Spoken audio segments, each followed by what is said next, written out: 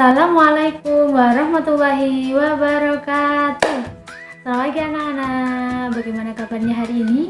Semoga anak-anak tetap sehat ya di rumah dan jangan lupa selalu menjaga kesehatan ya. Hari ini kita akan belajar tentang tema 5 subtema 2. Nah, sebelum mulai pembelajaran, alangkah lebih baiknya kita berdoa terlebih dahulu. Berdoa mulai. Bismillahirrahmanirrahim. Amin. Nah, hari ini kita belajar tentang muatan bahasa Indonesia dan pendidikan kewarganegaraan. Nah, silahkan anak-anak dibuka bukunya tema 5 subtema 2 tentang ungkapan permintaan tolong ya. Yang pertama kita akan belajar tentang ungkapan permintaan tolong. Yang pertama yaitu adalah ungkapan permintaan tolong. Anak-anak pasti sering ya meminta tolong kepada orang lain. Nah, ungkapan permintaan tolong diucapkan ketika kita memerlukan bantuan orang lain. Nah, saat anak-anak memerlukan bantuan orang lain, yang anak-anak ucapkan adalah minta tolong. Betul sekali. Saat meminta tolong, anak-anak harus mengatakannya dengan santun. Kata tolong juga digunakan dalam kalimat perintah ya. Saat meminta tolong, anak-anak harus mengucapkan dengan lembut dan santun. Tujuannya agar orang yang membantu atau dimintai tolong mau membantu dengan senang hati. Nah, anak-anak coba sekarang lihat video berikut ini. Menolong teman.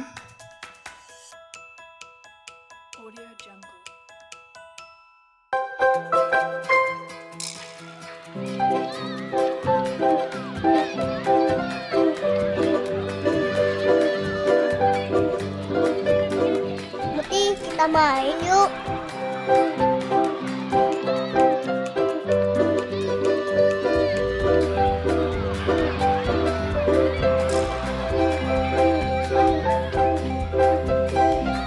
Hei teman-teman, kita main kucing-kucingan yuk.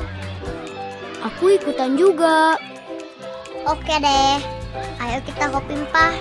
Hopimpah, hopimpah, hopimpah, hopimpah. Muti jadi kucing.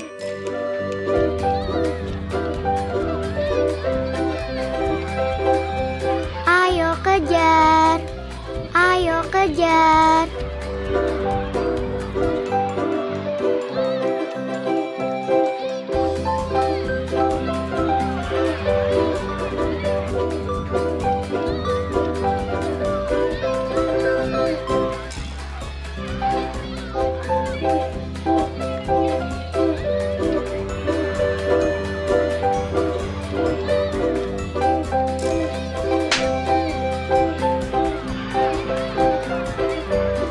Balas kau Muti. Hahaha. Muti, awas, ada batu. Wah.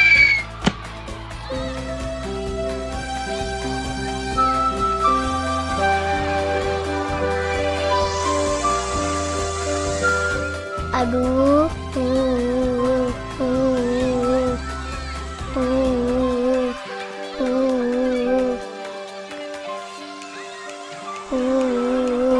Aduh, sakit.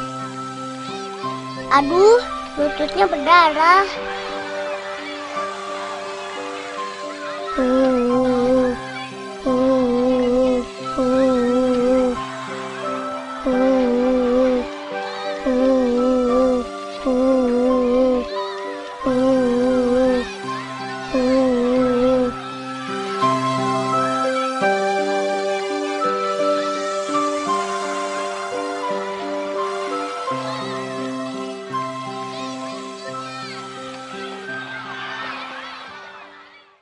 Ih, kasihan ya. Ku ambil obat merah dan plester deh.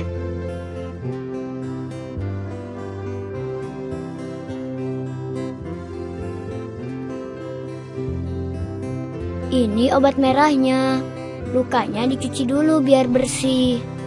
Mau pakai bar water atau alkohol? Perih dikit sih, tapi kumannya mati loh.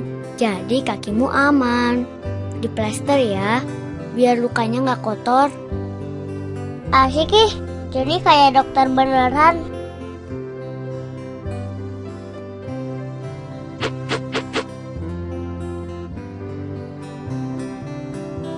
Lain kali lihat ke depan kalau lari.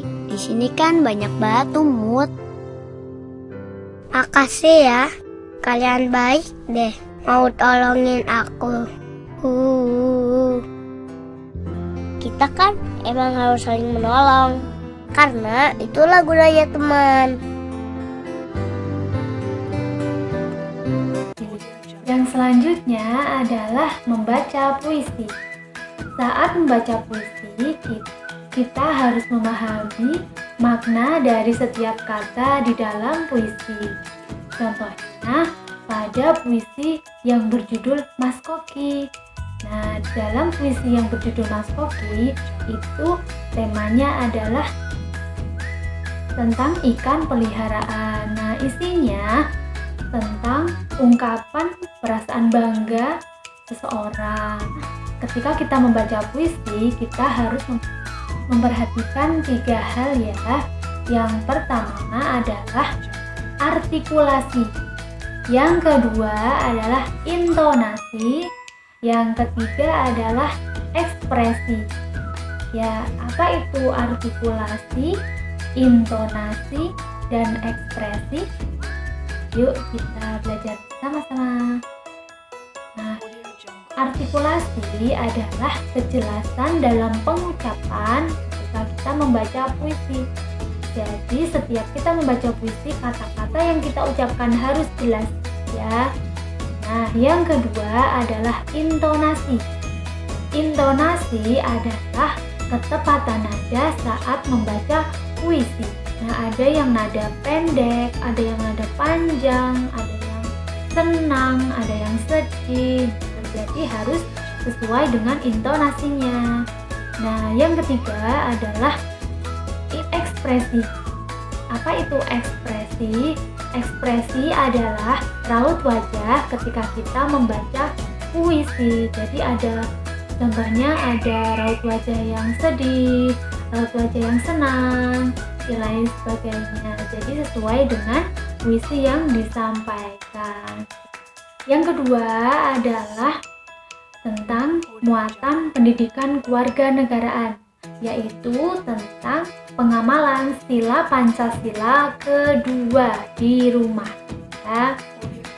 Nah, sila Pancasila berbunyi bagaimana bunyinya? Betul. Yang kedua adalah kemanusiaan yang adil dan beradab. Sila yang kedua Pancasila menjadi pedoman kita berhubungan dengan sesama manusia. Nah, yang sila pertama itu hubungannya dengan Allah. Jadi yang kedua berhubungan dengan manusia. Nah, sila yang kedua, pengamalan sila Pancasila yang kedua mengajarkan kepada kita untuk yang pertama menyayangi orang lain. Yang kedua, berani membela kebenaran. Yang ketiga, peduli terhadap orang di sekitar kita. Yang keempat, tidak membeda-bedakan sesama. Jadi semuanya sama ya derajatnya. Nah, yang selanjutnya adalah pengamalan Pancasila sila ketiga di rumah. Bagaimana bunyi sila Pancasila ketiga? Betul. Bunyinya adalah Persatuan Indonesia. Pasti anak-anak sudah hafal ya. Pancasila, sila pertama sampai sila kelima. Ya, jadi sila yang ketiga, Pancasilanya berbunyi Persatuan Indonesia. Jadi sila ketiga Pancasila mengajarkan kepada kita untuk menjaga persatuan antar warga negara Indonesia. Dan pengamalan sila Pancasila itu tercipta kerukunan di rumah. Nah, bagaimana kerukunan dapat mempererat hubungan antar anggota keluarga? mendahulukan kepentingan adik daripada kepentingan diri sendiri itu adalah contoh dari sila Pancasila ketiga. Itu ya anak-anak. Yang selanjutnya adalah pengamalan sila pertama di sekolah. Ya, Pancasila harus diamalkan di dalam kehidupan kita sehari-hari, entah di rumah, di sekolah, di mana saja kita harus mengamalkan sila Pancasila. Nah, yuk sebutkan pengamalan sila Pancasila yang pertama di sekolah. Nah, pengamalan sila pertama di sekolah memiliki tujuan sebagai berikut. Yang pertama adalah memohon kepada Allah agar setiap kegiatan di sekolah dapat terlaksana dengan baik. Nah, contohnya ketika kita belajar, sebelum belajar kita membaca doa terlebih dahulu agar Allah memudahkan kita dalam menuntut ilmu. Seperti itu ya.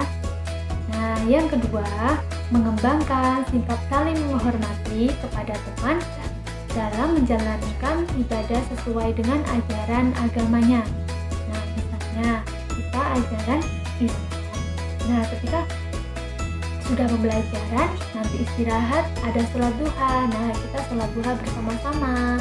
Ketika sholat duhur di sekolah, kita sholat duhur berjamaah di sekolah. Yang selanjutnya, yang ketiga adalah membina kerukunan dengan teman walaupun berbeda agama. Kita harus tetap menjaga kerukunan dengan agama yang lain, harus menghormati dengan agama yang lain. Yang kedua adalah mengembangkan sikap saling menghormati kepada teman dalam menjalankan ibadah sesuai dengan agamanya masing-masing. Ya, yang ketiga, membina kerukunan dengan teman walaupun berbeda agama. Jadi ketika dengan orang yang berbeda agama atau teman yang berbeda agama dengan kita, maka kita harus menghormatinya ya. Yang berikutnya adalah pengamalan sila kedua Pancasila di sekolah. Ya, sila kedua Pancasila mengajarkan kita untuk menyayangi sesama manusia. Jadi dengan orang tua, dengan adik, dengan ustadz-ustazah, dengan teman di sekolah itu saling menyayangi, saling menghormati. Nah, termasuk menyayangi dan menghormati guru dan teman. Nah, berikut adalah contoh pengamalan sesuai sila kedua Pancasila di sekolah. Nah, yang pertama adalah memperhatikan ustadz-ustazah di sekolah. Ketika ustadz-ustazah di sekolah mengajar di kelas, jadi anak-anak memperhatikan ketika ustadz-ustazah sedang menjelaskan materi yang disampaikan. Nah, yang kedua, ikut memberi sumbangan untuk petugas sekolah yang sakit. Selain memberikan sumbangan atau menjenguk teman kita, saudara kita yang sedang sakit, kita juga bisa saling memberi hadiah. Yang selanjutnya adalah pengamalan sila ketiga Pancasila di sekolah. Sikap cinta tanah air dapat kita tunjukkan dengan berbagai cara. Yang pertama adalah menggunakan produk dalam negeri.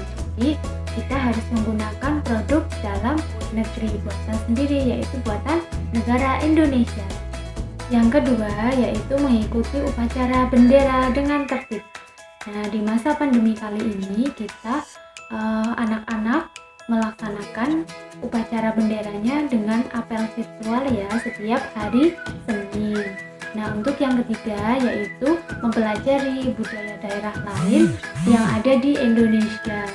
Nah, jadi di Indonesia ini ada banyak sekali daerah. Nah, kita sebagai warga negara harus mempelajari daerah lain supaya kita mengetahui budaya di daerah yang lain. Yang keempat, bekerja sama membersihkan ruang kelas. Nah, supaya belajar kita di sekolah nyaman, enak. Nah, kita bersama-sama membersihkan kelas ya bersama-sama dengan cara apa? Piket setiap hari. Cukup sekian pembelajaran hari ini. Semoga bermanfaat. Tetap semangat ya anak-anak dan menjaga kesehatan. Jangan lupa ibadahnya, sholat wajibnya ya, dan membantu orang tua di rumah. Kalian anak hebat, pasti paham. Sekian dari Ustazah. Wassalamualaikum warahmatullahi